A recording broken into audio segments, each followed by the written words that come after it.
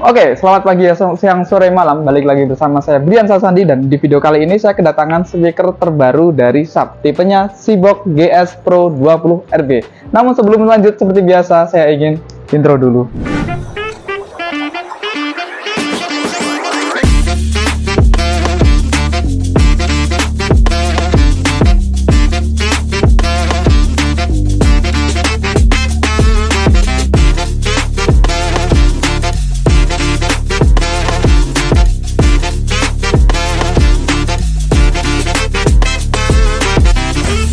Oke, kali ini nggak ada video unboxingnya karena kemarin sudah dibuka. Cuman kita tetap review aja kardusnya serta apa aja sih yang didapat ketika beli speaker Sharp GS Pro 20 RB ini. Nah, untuk boxnya seperti ini.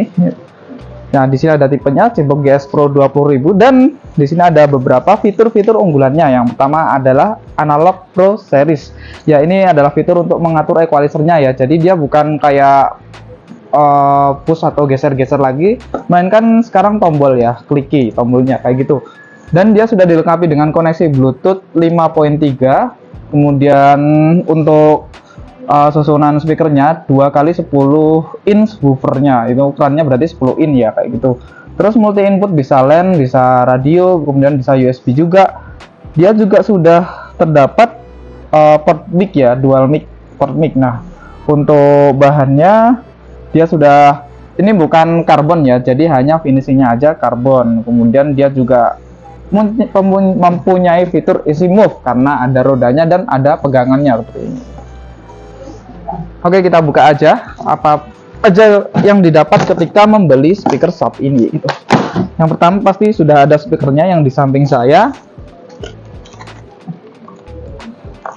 Sebentar.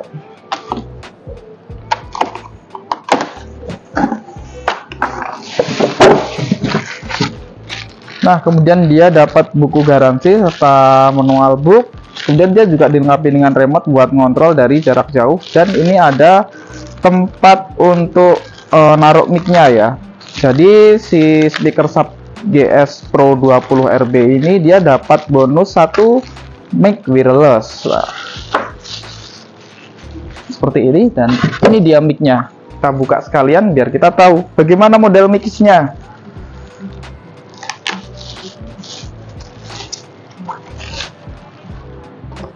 Mic kemajuan ya, biasanya dapatnya mic kabel satu. Nah, sekarang dapatnya udah mic wireless loh.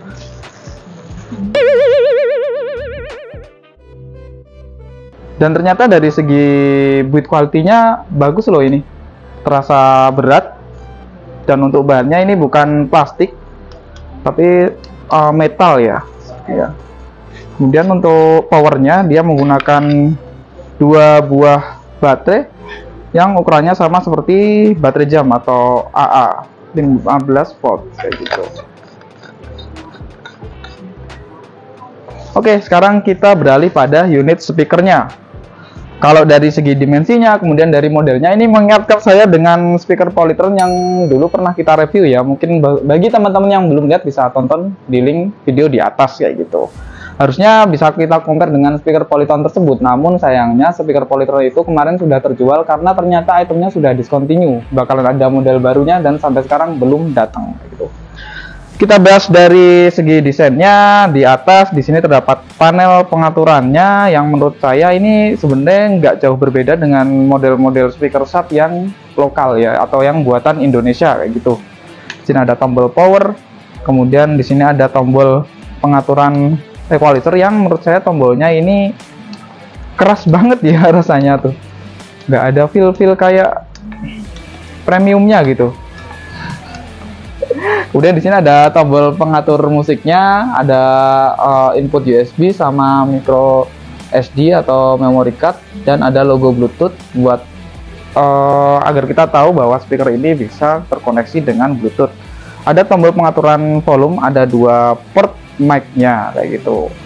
Nah, di bagian depannya di sini model speakernya ini keren ya, futuristik, cuman masih sama. Build quality-nya ternyata di sini tuh dari plastik untuk atasnya dari plastik, dan untuk bodi samping-sampingnya ini khas sub ya, pakainya MDF bukan particle board. Itu yang saya suka dari sub. Kalau speaker lain kan pakainya particle board. Kalau nggak particle board ya minimal plastik ya. Ini udah MDF.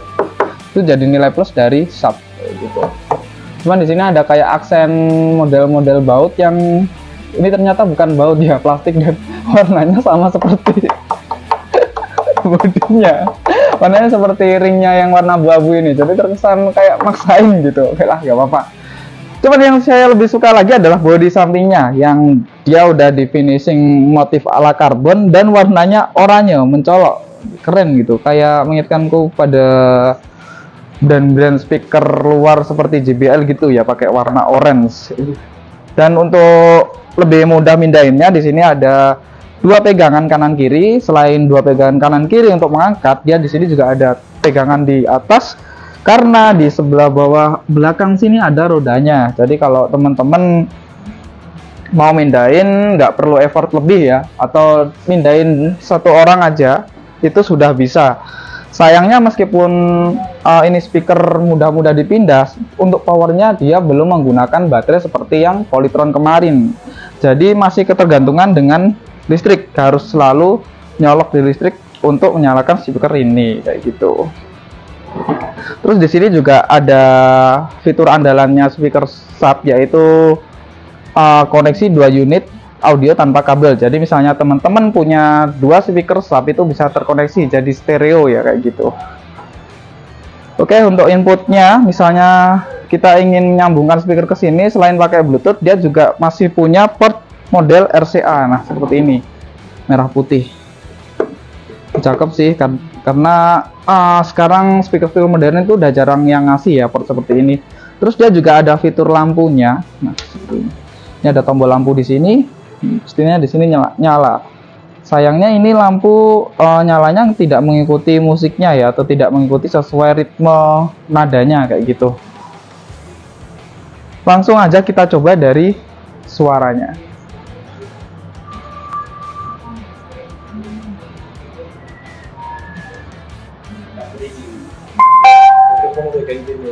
Ya? Yeah? Oh iya. Dia terkoneksi dengan device saya. Sekarang kita coba CS.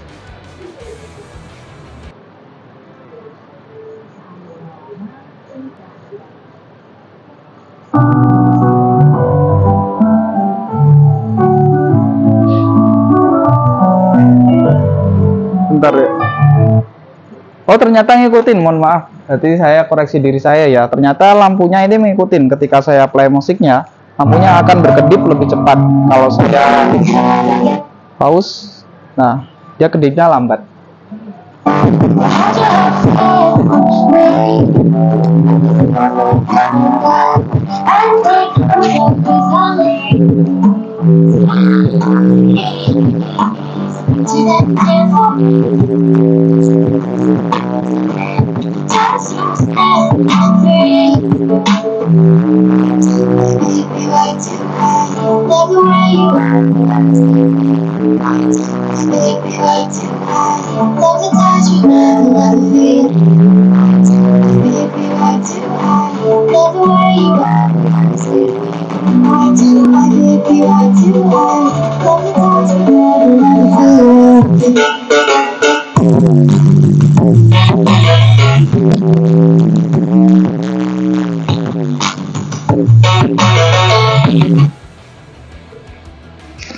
Oke, untuk bassnya emang nendang, cuman karena saking nendangnya jadi kayak suara treble atau suara vokalnya ketika dentumannya terlalu keras itu kependem ya kayak gitu.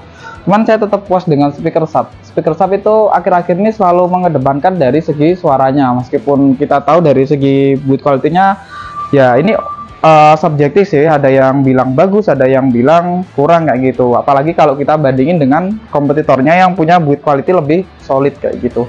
Sekarang kita coba tes mic-nya ya gitu. Oh ya, untuk pengaturannya di sini tuh jangan terkecoh ya, ada 2 pengaturan bass. Di sini X bass sama bass. Jadi kalau kalian maksimalkan semua itu bakal seperti tadi yang saya lakukan. Saya coba maksimalkan semua itu dentumannya terlalu over, jadi suara treble atau suara vokalnya jadi tidak ketara gitu. Ada bass, kemudian ada mid, ada pengaturan treble, dan maksimalnya sampai 5 ya pengaturannya kayak gitu. Oke, kita coba dulu mic-nya, suaranya. Oke, mic-nya sudah saya kasih baterai, dan di sini ada keterangannya UHF wireless mic yang infonya dari pihak shop-nya itu kualitas suaranya jauh lebih baik. Sekarang kita coba nyalain, sayangnya baterainya ini minim ya, jadi kadang mati. Nah, ternyata di sini ada display kecilnya yang menunjukkan kapasitas baterai, kemudian kekuatan sinyal sama kekuatan sinyalnya dalam angka, bentuk angka ya kayak gitu. Tes, dan ternyata setelah kita coba bener ya kata pihak shopnya, ini bening banget dan tidak ada suara dengungan. Oke ya, sesuai yang diklaim shop, ini bening banget dibandingkan kompetitornya kemarin dan dibandingkan speaker shop yang model trolley. Nih saya compare nih, ini yang model trolley. Memang sih dari segi build quality-nya aja juga sudah beda ya. Nah, ini plastik. Saya coba lepas dulu.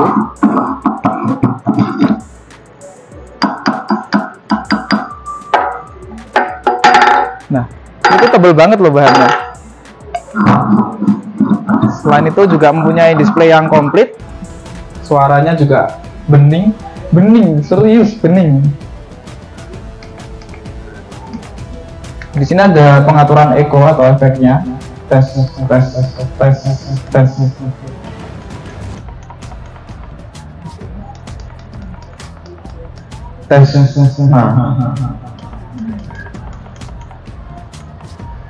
Ini yang saya suka juga, beneran nggak ada suara dengung. Ini saya deketin ke speakernya. Kalau dari depan dengung. Cuman kalau dari samping aman ya. Dari samping aman. Dari jarak segini apalagi. Tes.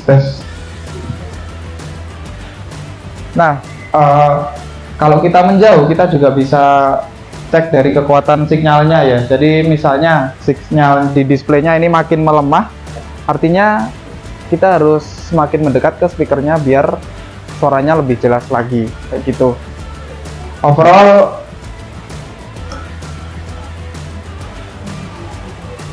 setelah saya mereview sekian banyak mic wireless di sebuah speaker, menurut saya ini kualitasnya paling bagus, nomor 1. Kalau teman-teman nggak percaya, misalnya ada toko elektronik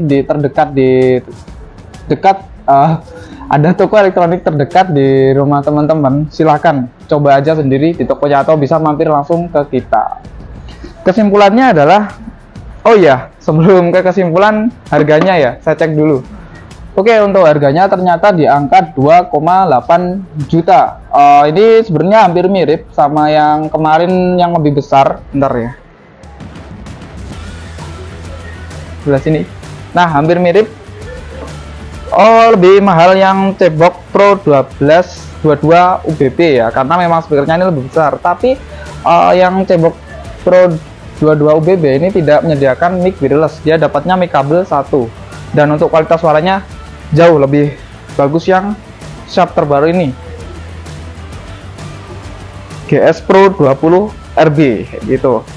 Oke, kesimpulannya buat teman-teman yang suka banget karaoke atau mungkin ngadain acara secara mendadak, worth it banget speaker ini, apalagi ditambah kualitas mic-nya yang sudah bagus banget. Sayangnya memang dapatnya cuma 1. Kalau misalkan beli mic-nya aja, ada nggak kira-kira di service centernya Sharp? Harusnya ada ya. Oh, inden kayak gitu ya. Untuk klarifikasi dari pihak Sharp-nya, kemungkinan ada ya speakernya. Misalnya teman-teman ingin beli mic-nya sendiri, nambah mic-nya sendiri dari service centernya Sharp. Oke, itu aja mungkin dari saya. Buat teman-teman yang sudah punya pengalaman dengan speaker ini, bisa sharing-sharing di kolom komentar. Dan buat teman-teman yang berminat, silahkan hubungi kontak di kolom deskripsi. Saya Brian pamit undur diri, sampai jumpa di video selanjutnya.